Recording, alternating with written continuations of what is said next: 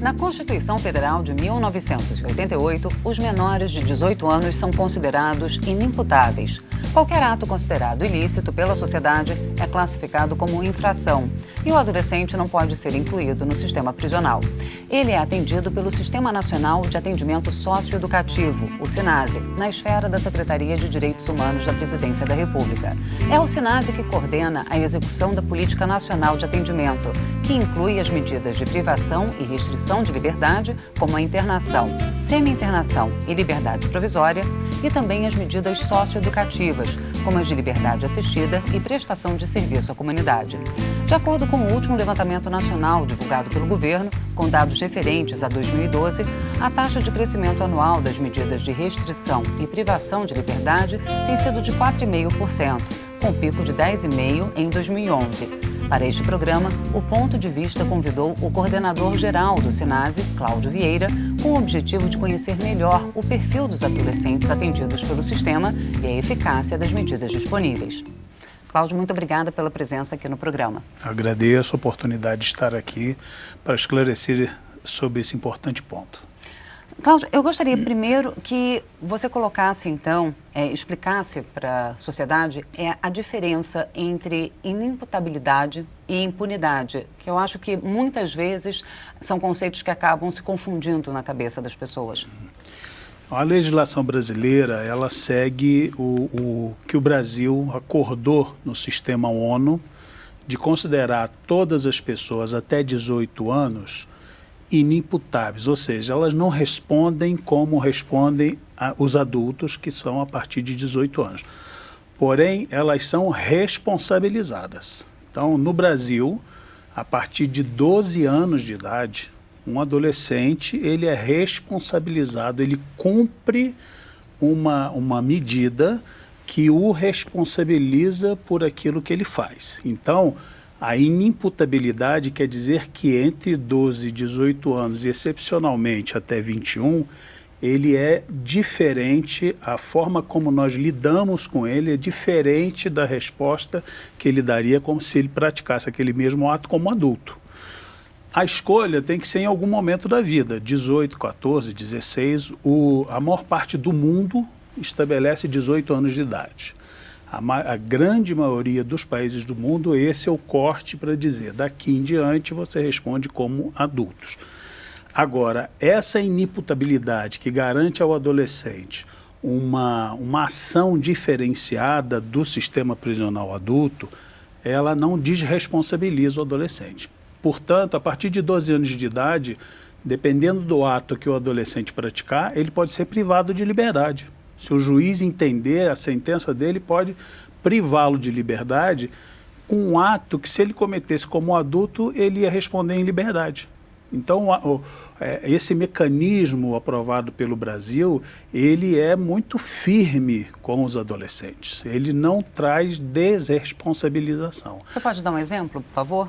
Assim, dessa comparação, um caso específico no qual... Um ato infracional que o juiz entendeu que o adolescente praticou e devido à gravidade, à circunstância que foi, o juiz manda interná-lo imediatamente. E ele pode ser ali sentenciado, depois dos 45 dias, ele pode ser sentenciado por 3 anos. Esse mesmo ato, um roubo. Eu pratico como adulto um roubo e a justiça e a minha defesa conseguem que eu responda a ele em liberdade. Eu não tenho nenhum ato anterior que me garanta que eu sou ainda um réu primário, etc. Não tem antecedentes criminais? Não tenho antecedentes, então eu posso responder essa minha prática em liberdade. Na área da infância, na área da adolescência, a partir dos 12 anos, a justiça, em primeiro, já interna provisoriamente, preventivamente, né, por 45 dias, e durante esses 45 dias o juiz, o sistema de justiça, entendendo que ele não vai ficar mais em liberdade, não vai responder em liberdade, ele pode ser internado a partir dos 12 anos de idade.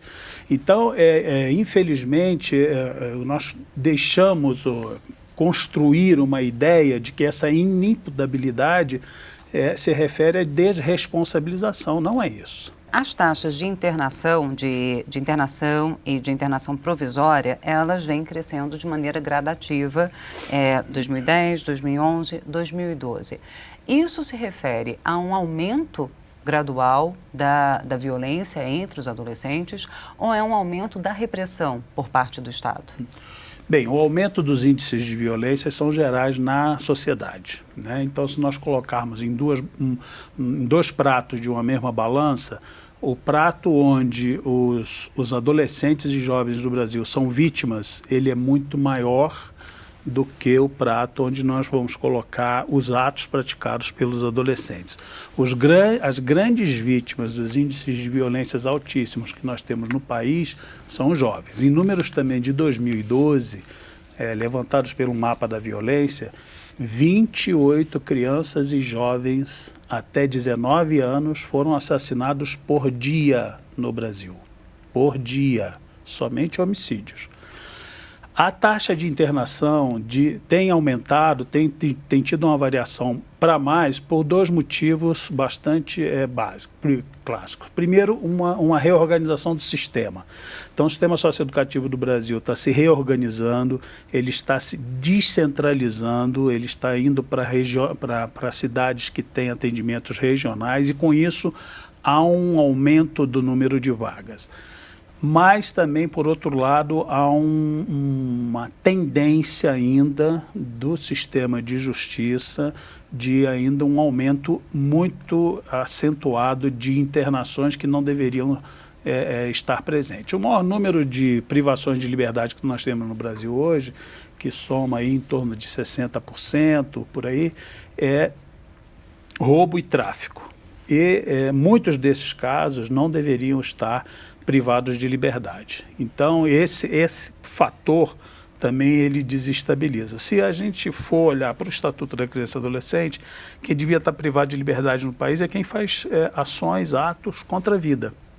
Crimes contra a vida, não contra o patrimônio, não com uma leitura de que o sistema socioeducativo, por exemplo, pode absorver um jovem que está com dependência química e até para falta de algum tipo de estrutura ou atendimento, coloca-o dentro do sistema socioeducativo para um atendimento dessa natureza, o que não é uma coisa positiva. Então, esses dois fatores, eles contribuem com esses aumentos de atendimento. Porém, como nos últimos 4 anos nós temos avançado muito nas medidas socioeducativas em meio aberto, que são aquelas que são praticadas no município, nós temos um número muito maior de adolescentes sendo atendidos pelo sistema de assistência social, que gira hoje em torno de 88 mil adolescentes. Esses adolescentes estão sendo atendidos perto das suas famílias, perto do juiz que aplicou a medida e dentro do sistema de políticas públicas daquele território. Isso é um dado muito mais significativo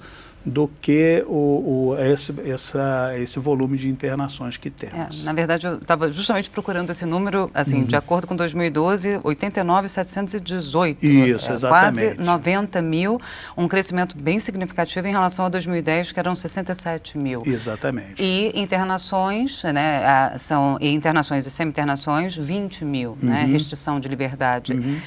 Então, na prática, quase 5 adolescentes sendo atendidos em liberdade para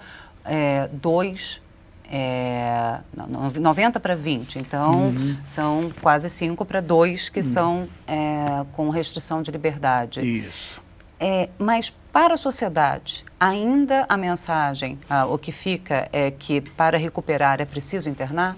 O senhor acredita? Eu acho que tem um pensamento ainda muito arraigado com isso e é um equívoco, né? Estados Unidos é um país que prende muito a sua juventude e não tem resolvido absolutamente nada. Como é que são, desculpa, só para complementar, como é que são os índices de reincidência em relação aos dois modos de recuperação?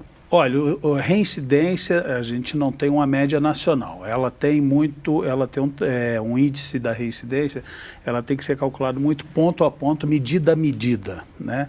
E a reincidência, ela tecnicamente, o que ele é? Ela tem que ser, o menino cumpriu, ou a menina cumpriu toda aquela medida, todo o percurso dela, foi liberado pelo sistema de justiça e aí praticou um outro.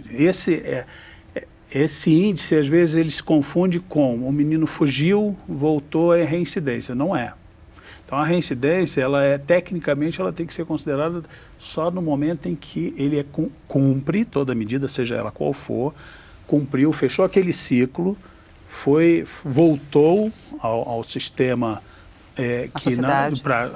que ele convivia e praticou um novo ato. Nós não temos uma média sobre isso. E isso volta a um assunto do registro muito fidedigno dessa situação. Então, como os bancos de dados eles não têm ainda uma integração grande, então isso só está informado no sistema de justiça, que por se tratar de menor de idade, você não tem um acesso. Então, você tem que olhar caso a caso dentro do sistema de justiça para ver, ele realmente cumpriu toda a medida? Porque às vezes ele não cumpre toda a medida, isso é muito comum acontecer. Então, não cumprindo toda a medida, isso é reincidência? Não, não é reincidência, porque ele não passou por todo aquele processo que ele deveria passar. Então, esse dado de média da reincidência no país, quem fala que é 90%, 80%, não tá baseado em dados estudados e dados consolidados. Nós hoje não temos segurança para dizer qual é o nível de reincidência no país em cima dos estudos dos dados daqueles todos os adolescentes que não são só os 20 mil. São os 110 mil que estão cumprindo isso, que estão cumprindo toda a medida socioeducativa. O que nós sabemos e nos aproximamos muito é que, evidentemente, um adolescente que se envolve com um ato infracional grave, numa idade mais avançada, nós temos muito mais dificuldade de fazer um trabalho com ele. O cumprimento médio de uma medida socioeducativa está em torno de 2 anos, né? Os casos gravíssimos que vão a 3 anos, um pouco mais. Então, você tem muito mais dificuldades, evidentemente, por conta dos comprometimentos, dos rompimentos do que aconteceu com esse menino ou com essa menina. Quanto mais cedo e mais possamos interferir junto também com as suas referências familiares, da sua comunidade, a gente tem mais chance de sucesso com esses meninos. Agora, são casos muito raros esses, de coisas graves, de acontecimentos graves, porque, às vezes, o mecanismo de reprodução da notícia, você pega um caso excepcional, reproduz ele X vezes, isso dá uma potência que parece que é tudo assim, né? E não é isso que acontece. A gente vai continuar falando sobre isso, inclusive sobre o papel da mídia, em alguns instantes. Tá bom. O Ponto de Vista vai fazer um breve intervalo e volta já, não saia daí.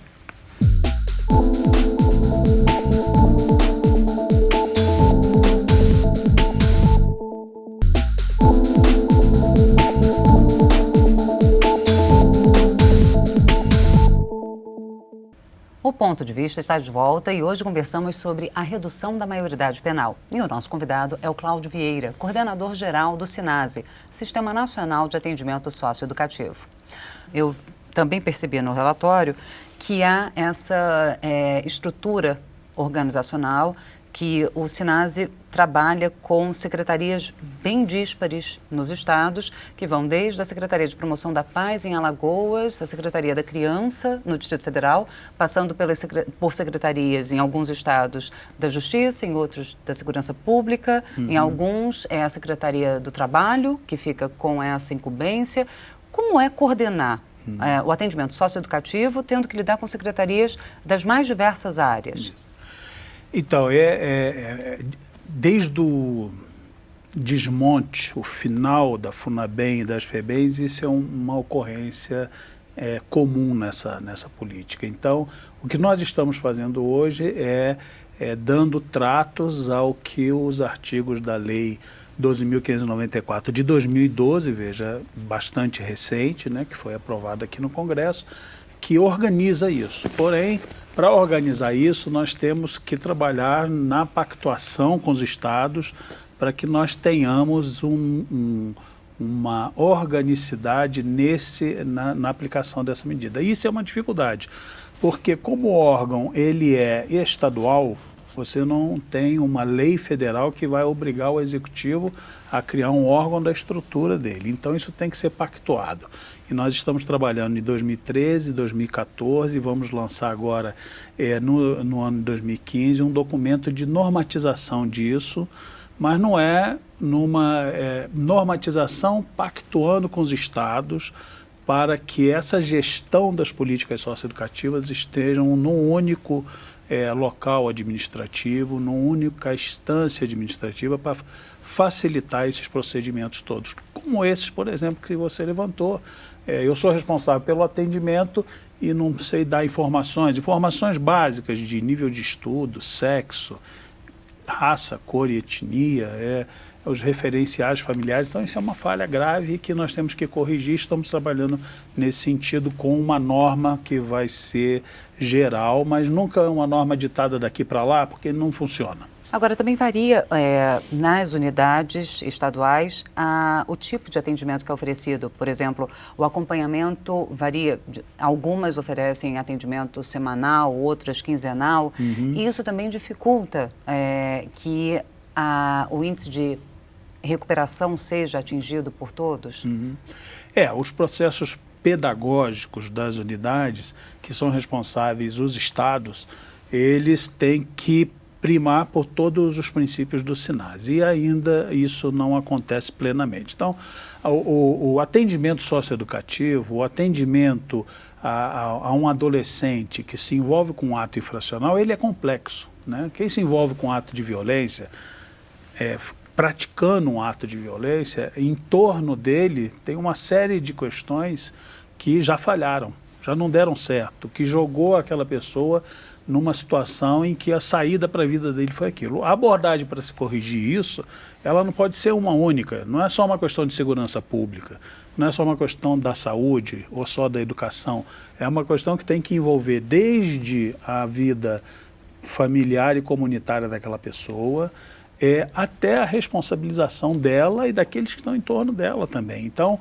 essa abordagem ela tem que ser ampla para esses jovens. E a gente vem reorganizando todo esse sistema. Após a Constituição Federal, o Estatuto da Criança foi bastante diretivo e claro nesse sentido. Depois disso, agora em 2006, nós criamos esse sistema, o SINASE, e em 2012 essa lei federal ela dá uma institucionalizada nessas propostas.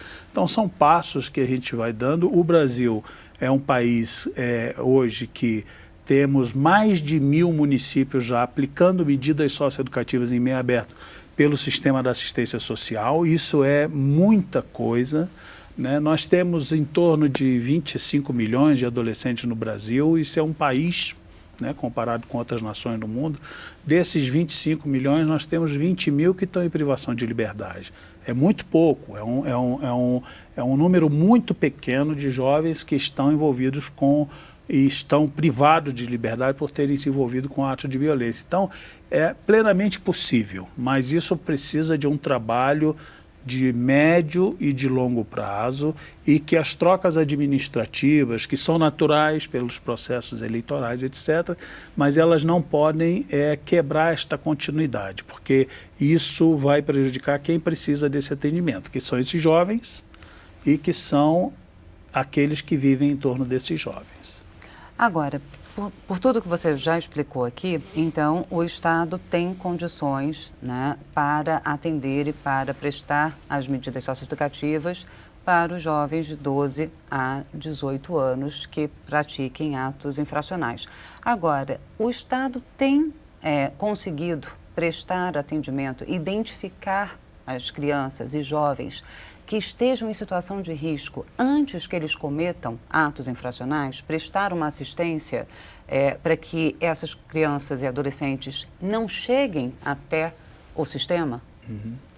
Então, veja só, desde muito recente que o nosso entendimento esse entendimento tem conseguido fazer presente nas diversas políticas. Quando uma criança e posteriormente uma criança que tem uma vida vulnerabilizada, aí eu estou falando daqueles até 12 anos de idade. Então, se ela tem restrição de convivência familiar, se ela tem restrição alimentar, de estudo, etc., evidentemente que isso vai carregar um potencial para que ela se envolva com coisas que não são muito positivas, nem para a vida dela e nem para a vida do entorno dela. Então, essa identificação, ela começa com o local de onde ela mora. Então, a gente não pode achar natural que uma criança ou um adolescente começa a se envolver com determinadas situações que fatalmente vão desembocar em coisas muito ruins. O que nós temos conseguido fazer e trazer isso para as políticas públicas do Brasil é criação e dando suporte aos conselhos tutelares espalhados pelo Brasil inteiro, e isso tem sido um movimento constante do governo federal com os municípios, de equipar, de dar condições de trabalho para esses conselhos tutelares. Por quê? Porque é no conselho tutelar que é a porta de entrada dessas denúncias quando essa criança está sendo vitimizada por uma série de violências que vão acontecendo na vida dela. Depois, a universalização do ensino fundamental. Isso não tem exemplo no mundo que a sociedade evoluiu sem que as crianças estudem, e estudem muitos anos, 8, 10, 15 anos pelo menos. No momento seguinte agora está havendo uma forte ingerência da educação através do Pronatec em qualificar essa mão de obra. Nós temos um grave problema de formação de mão de obra hoje que exclui os jovens do meio de sobrevivência e deles não terem que buscar outras fontes de sobrevivência que não sejam aquelas que a gente gostaria de vê-los envolvidos. Com isso, o que nós estamos fazendo apesar da população ter aumentado X, nós não temos tanto envolvimento com jovens. Então, o que parece de jovens com atos infracionais, apesar de serem 22 mil aí que estariam hoje privados de liberdade, ele não aumentou conforme aumentou a população brasileira. Isso significa que algo está acontecendo de positivo. Porém, nós temos um conjunto que deve ser enfrentado. E aí, ao estabelecermos que um jovem, a partir de 12 anos, ele só pode ser preso, nós estávamos num caminho muito, muito equivocado. Prender pessoas por qualquer motivo não tem dado resposta positiva, não é só no Brasil, é em lugar nenhum do mundo. E a sociedade tem que saber disso. Prender pessoas é caro porque as pessoas ficam ali, envolve um sistema de segurança, de um aparato que você tem que ter em volta daquilo, que não é o mesmo preço de uma escola. Claro que não. Então isso é caro, isso tem que ser mais eficiente.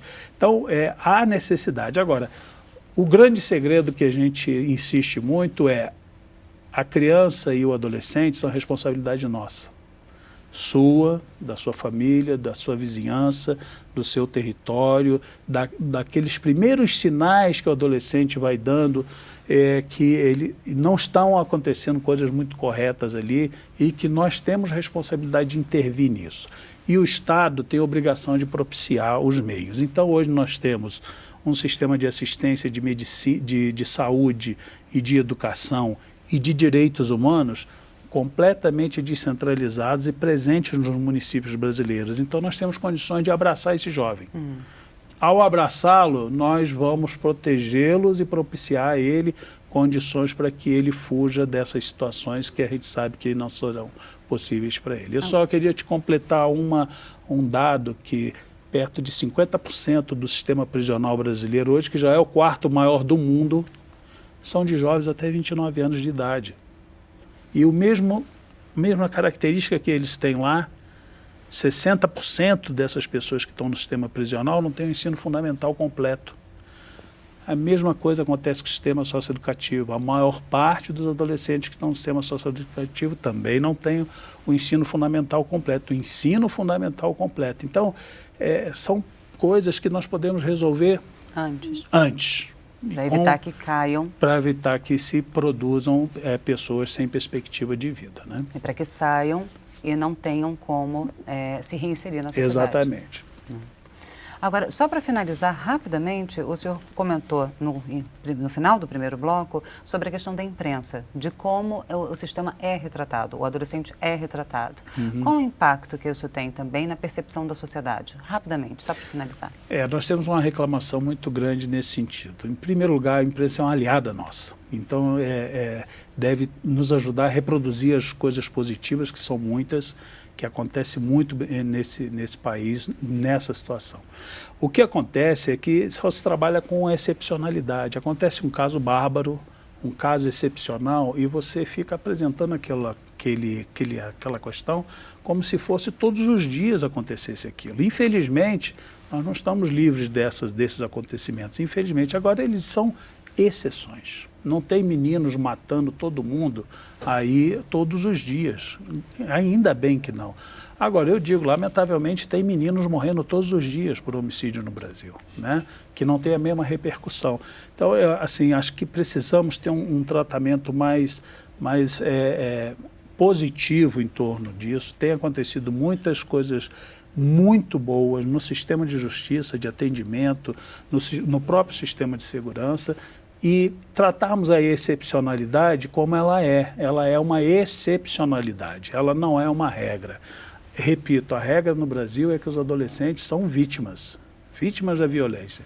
Eles não são os principais causadores. Então, nós precisamos muito da